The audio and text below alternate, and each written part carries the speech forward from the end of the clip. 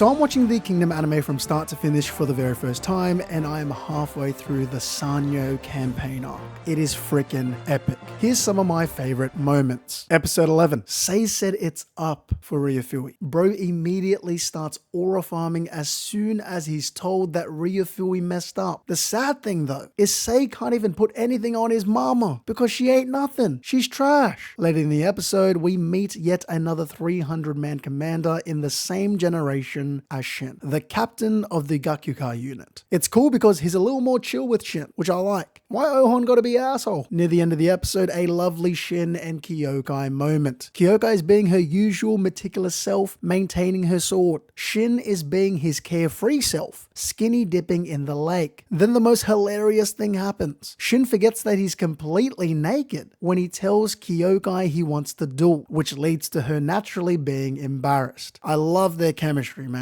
Episode 12, another episode, another beautiful Sei speech. He might be the biggest hype merchant of all time, but that doesn't have to be a bad thing. If Sei is good at anything, it's giving a hype ass speech. He's really standing on that. Near the end of the episode, Ohon pulls out a cool ass tactic. First, he uses carts with piles of tree branches to create a smoke screen by burning them. Second, he surprises everyone with a siege tower that was concealed in the forest, using the smoke screen to get it safely to the castle wall. Gotta admit, pretty impressive, man, and we love to see it. He did this with only his unit. Episode 13. Once again, Ohon with another nifty tactic. Usually footholds are created to secure an advantageous spot like the stairs, but Ohon chooses to create one with their backs against the wall. The genius is that he brought rope and the foothold was purposely created right above the castle gate. Genius. Later in the episode is a huge moment for Shin's character. We got Chin soldiers pillaging and violating Wei citizens, ordinary people,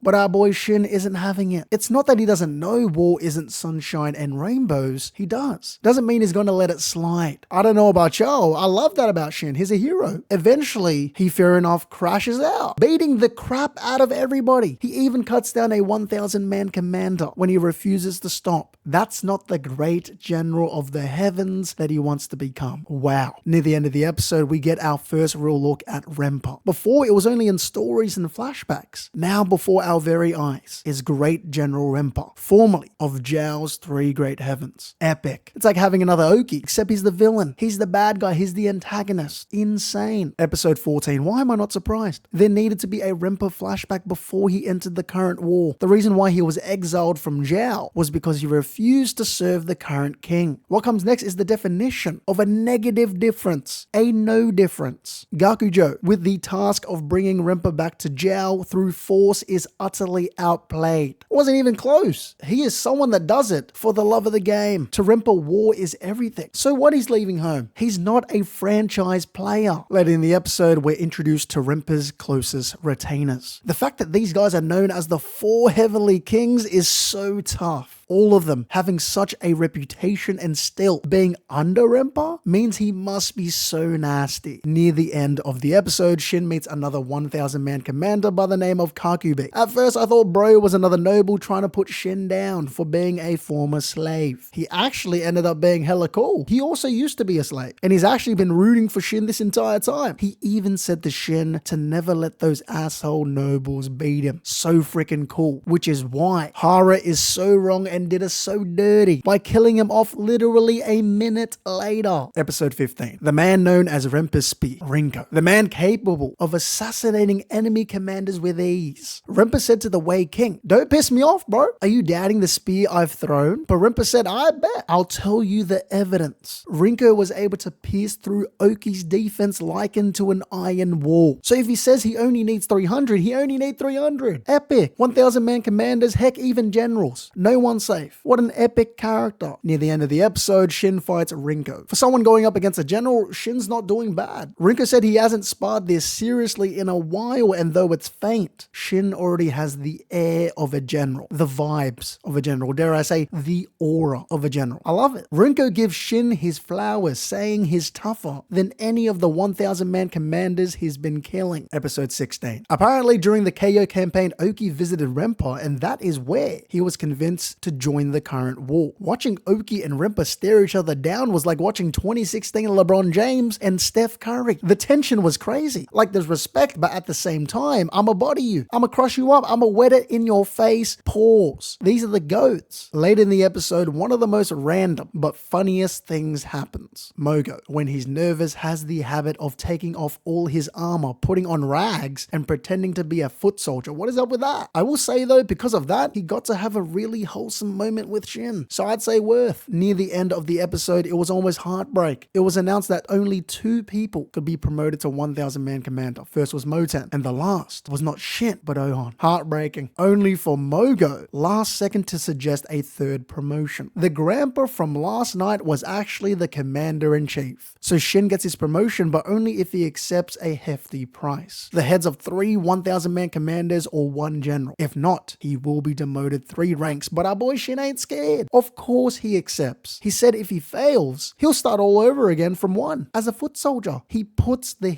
Shin unit on the line. Episode 17. Wow. Shin actually now has 1,000 men under his command, and he got Kakubi's unit merged into his. Beautiful. I love a good Shin hype booster. His speech was hype. It was epic. There's no such thing as noble or farmer in this unit. There's no such thing as veteran or new members. Carry your own burdens, as long as we are all fighting together to destroy the enemy before us. That's passion. Later in the episode, we get a funny little moment. Shin and Moten are all giddy, calling each other 1,000 man commander Moten and 1,000 man commander Shin. To make it even funnier, when Ohon comes along, they continue and call him 1,000 man commander Ohon, all smiles. Actually so funny. Near the end of the episode is something kind of sad. Kyoko said she needed to talk to Shin. She said that she can't move forward like everyone else because she hasn't gotten revenge for her sister. The pain is still there, but the Shin unit is her one and only home. She admits there is more to life than revenge, like Shin said. So this is going to be her last battle for who knows how long. But after all the months or years it takes, she will be back and will be able to move forward with everyone else. So bittersweet, but a beautiful moment with Shin. Bro isn't sad at all. He understands. On top of this, he takes this opportunity to get rizzy. Episode 18. The introduction of Kunki the Headhunter. He earned this reputation because it is said when he captured a castle, he personally beheaded every single person in there. That begs the question, how did such scum become Mogo's lieutenant? He's a war genius. Enough said. As a bandit, no one was able to best Kunki's unique tactics. Next is the introduction of Mogo's other lieutenant, General Osen, the current head of the same clan as Oki. He has come to be known as the most dangerous man in Chen. This reputation was earned by him because he supposedly desires to be king. A rumor that has been around long before today, since the times of King Shou. Later in the episode is another funny moment. Kingdom actually does a pretty good job inserting comic relief. Rempa's pre-battle routine involves hugging all of his retainers to death. Both wholesome and hilarious. It wasn't until Haku Kisai's turn that we saw that it isn't pain that's felt, but passion. A great morale boosting tactic from Rempa. Episode 19. A nice little moment to start us off. Right before charging in, Shin looks at his lieutenants to make sure they're ready to go. And they're ready. It's about to go down. It's little moments like these that make Kingdom a little more epic. Later in the episode, Ohon gets his own turn to fight Rinko, and he hits him with his signature dragon finger attack. But Rinko dodges it like it was nothing. Low key, seeing Ohon being so shocked was hella satisfying. The asshole deserves it. I thought that was it, but he wasn't just shocked. He was in deep pain. Rinko threw his sword at the same time that Ohon used his dragon finger move. Rinko is so cool. He dodged and attacked and lectured Ohon all at the same time. Near the end of the episode, enough of Rinko, it's time for another Heavenly King to show their prowess. Genpo. Genpo combines a smoke screen with the gongs as sound signals to devastate the Qin soldiers. What at first seemed like a random volley of arrows into a zero visibility smoke screen turned out to be a genius, elaborate plan. Episode 20. To start off, Shin wants to fight back at the main forces by trying to find the source of the main sound, which should be impossible, but this is where the Shin unit's versatility comes in, which is awesome. Seki of the Bluestone tribe, also known as he who hears wing beats, is actually able to find them. Later in the episode, we're taken to school once again. There just had to be a reason why Genpo had less troops than others in his main army. It would be too easy to say that Shin and his unit broke through and that was it. They were hit with the nastiest wooden stake trap. All their horses slaughtered. Genpo really was prepared. It's not crazy that the Qin soldiers are super demoralized. Near the end of the episode, despite the combined efforts of Shin and Ohan's units, Genpo, the smart bastard, decides to retreat. He has no pride. He already did what he needed to do. He dominated them. But while he's running away, Shin was so close. He nearly hit Genpo with a spear. It's almost as though this is foreshadowing how close Shin is to possibly competing with a heavenly king. Episode 21. Mogo appears before everyone and we finally get to hear him give a speech. I'm not even kidding. His style is different and unorthodox, but he just seems like a wholesome, sweet grandpa figure. The way he speaks, the way he calls everyone his sons, it does make you want to fight for him, weirdly enough. Later in the episode is a glimpse into yet another heavenly king. This time it's Kyoan. First of all, Kyoan moves around his troops with arrows. Second of all, his arrows travel twice as far as anyone else in all of China. That is so cool. It means he can command multiple units at once, at any place, at any time. Near the end of the episode, Kanki shows that there's levels to this. To think that Genpo, the strategist of the four, the smartest, supposedly, of the four, is the one to be outsmarted so badly. Kanki and his comrades were disguised as messengers and snuck into Genpo's headquarters. I think Genpo lost his mind because first of all, he disrespects Kanki's tactic. Then he tells Kanki that he could allow him to become his student. Allow? So fitting that Kanki wastes no time not hearing him out. Bum, pack watch. Episode 22. Moten says it best. The young trio has been rivals all this time, but now is the time to change that. Everything they've accomplished up to this point hasn't been that crazy. Not as crazy as it could be now that they're fighting Renpa, the once legendary Renpa. All of China has their eyes on this battle. It's about to be cinema. If you made it to the end, thank you for tuning in. Let me know what you guys think of the Sanyou campaign arc so far in the comment section below. Also, it would mean a lot to me if you guys leave a like, share this video with a friend, and subscribe for more videos like this.